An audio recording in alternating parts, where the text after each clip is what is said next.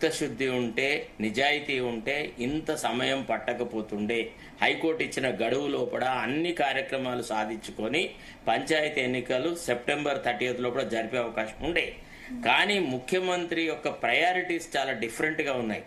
ముఖ్యమంత్రి ప్రతి దాంట్లో రాజకీయం చేస్తా ఉన్నాడు, ప్రతి దాన్ని రాజకీయ ప్రయోజనాలకు వాడుకున్నాడు. తర్వాత ఒక సయోధ్య లేదమ్మా. ప్రజాస్వామ్యంలో ఎట్లుంటుంది, ప్రతిపక్షాలతో ఒక చర్చ జరపాలి, ఒక ఆల్ పార్టీ మీటింగ్ పెట్టుకోవాలి, హైకోర్టు ఈ ఆదేశం ఇచ్చింది, ఈ రకమైన సమస్యలు మనకున్నాయి, మనం దీన్ని ఎట్లా ముందుకెళ్దాం, ఏ రకంగా మీరు మాకు సహకరిస్తారు, మనం అందరం కలిసి ఒక నిర్ణయం తీసుకుందాం. బీసీల యొక్క సంక్షేమం అంటే ఒక్క అధికార పార్టీదే కాదు కదా, అన్ని ప్రతిపక్షాల పార్టీదే.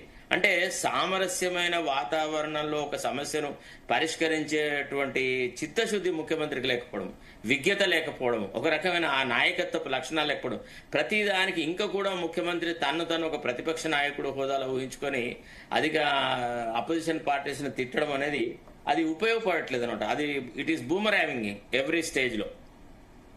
అంటే రాజ్యాంగం ప్రకారం రిజర్వేషన్లు అమలు చేయడానికి పరిమితులు ఉన్నాయి కదా, 50% లిమిట్ క్రాస్ అయితే సుప్రీంకోర్టు తీర్పుల ప్రకారం అసలు ఇది లీగల్ గా వర్తిస్తుందా? అది కాదమ్మా, ఉన్న అసెంబ్లీని ప్రోరోగ్ చేసి ఆర్డినెన్స్ తీసుకువచ్చినాడు, ఒక ఆర్టిఫిషియల్ నెసెసిటీని క్రియేట్ చేసినాడు. అది అవసరమా?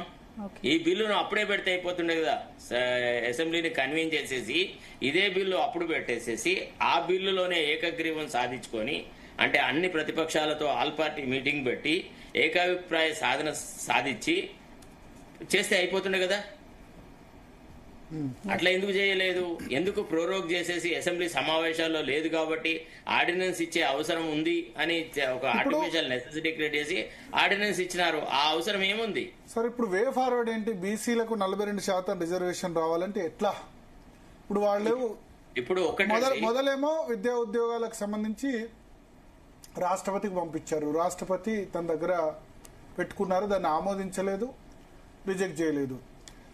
పోనీ సుప్రీంకోర్టుకు రాష్ట్రపతి మీద కంప్లైంట్ చేయడానికి వెళ్దామంటే దానికి సంబంధించిన కేసు ప్రెసిడెన్షియల్ రిఫరెన్స్ పెండింగ్ లో ఉంది.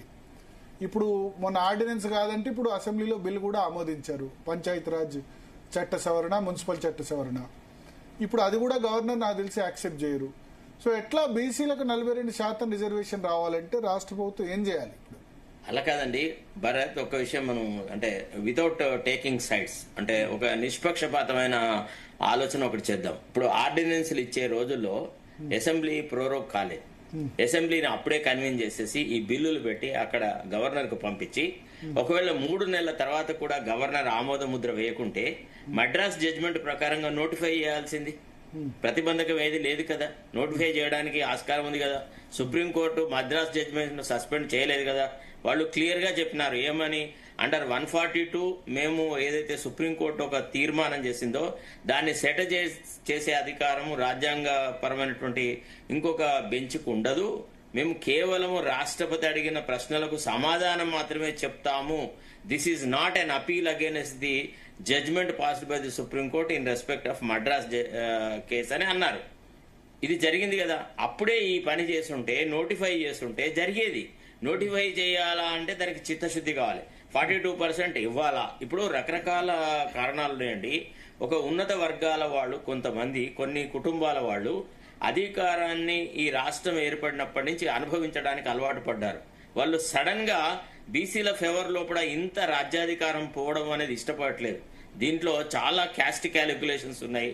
తర్వాత అగ్రవర్ణాల యొక్క ఒక ఆధిపత్యం పోరు అనేది, అంటే మేము ఇన్ని అధికారాలు కోల్పోతామా, గ్రాస్ రూట్ లెవెల్లో ఒకవేళ పవర్ కనుక బీసీలకు 42% పోతే రేపు భవిష్యత్తులో అసెంబ్లీలో కూడా ఇదే రకమైనటువంటి వాతావరణం స్ప్రెడ్ అవుతుంది, మా ఆధిపత్యానికి గండి పడుతుంది అనేటువంటి భయం కూడా ఉంది. అంటే మాకు కొన్ని ఇతరత్ర వర్గాల వాళ్ళ తెలిసింది, తర్వాత వేరే నాయకులతో మాట్లాడుతుంటే తెలిసింది ఏంటంటే, ఇప్పుడున్న ఈ అధికార పార్టీకి సంబంధించిన కులం వాళ్ళ సంఘం చాలా ప్రిడామినెంట్ రోల్ ప్లే చేస్తుంది. You are diluting our impact on the state administration అని అంటుంది. కాబట్టి వాళ్ళు దాన్ని అంత ఈజీగా కోల్పోరమ్మా. ఎవరు కూడా ఏ ఆధిపత్య పోరులో బలంగా ఉన్నవాడు ఎప్పుడు బలహీనునికి సరెండర్ కాడు. ఓకే, సో ఇప్పుడు మీరు చెప్పేది ఏంటంటే, సరే గతంలో జరిగింది, ఇప్పుడు గతంలో చేసి ఉంటే అయిపోయేది అసెంబ్లీలో, ఇప్పుడు ఏం చేయాలి? ప్రభుత్వం. ఇప్పుడు ఏం చేస్తారు? ఇప్పుడు కనీస వ్యవధి అయితే గవర్నర్ కి ఇవ్వాలి, గవర్నర్ పట్ల కొంత మర్యాద ప్రదర్శించాలి. నిన్నగాక మొన్న బిల్లులు పంపించినారు. గవర్నర్ ఏమైనా పోస్ట్ ఆఫీసా? వీళ్ళు బిల్లు పంపగానే ఇమీడియట్ గా సిగ్నేచర్ పెట్టడానికి. తర్వాత ఒకే అంశం మీద ఒక ఆర్డినెన్స్ ఉంది, ఒక బిల్లు ఉంది. అది ఎట్లా సాధ్యమవుతుండే?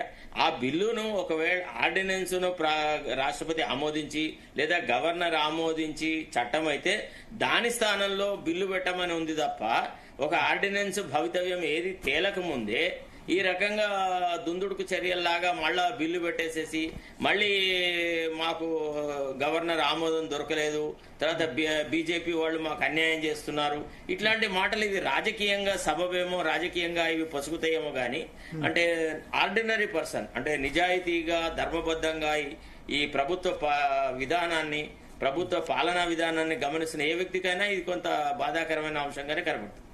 ఓకే, సో ఒకటి ఇక్కడ ఇప్పుడు రాష్ట్రపతికి సంబంధించి కూడా సుప్రీంకోర్టు టైం లైన్ ఫిక్స్ చేసింది. సో ఆ రాష్ట్రపతి టైం లైన్ ప్రకారం అది ఆమోదించలేదు, విద్యా ఉద్యోగాల్లో కానీ బీసీలకు రాజకీయాల్లో కానీ 42% రిజర్వేషన్లు యాక్సెప్ట్ చేయలేదని సుప్రీంకోర్టుకు వెళ్తే ఆ టైం లైన్ ఫాలో కాలేదు రాష్ట్రపతి అంటే అది అవసరం. ఇప్పుడు సుప్రీంకోర్టుకు వెళ్లాల్సిన అవసరమే లేదు. As per the already existing supreme court judgment ఉంది కదా మద్రాస్ కేసులో, దాని ప్రకారంగా నోటిఫై చేయాలి. రాష్ట్రపతి కూడా 3 నెలల వ్యవధి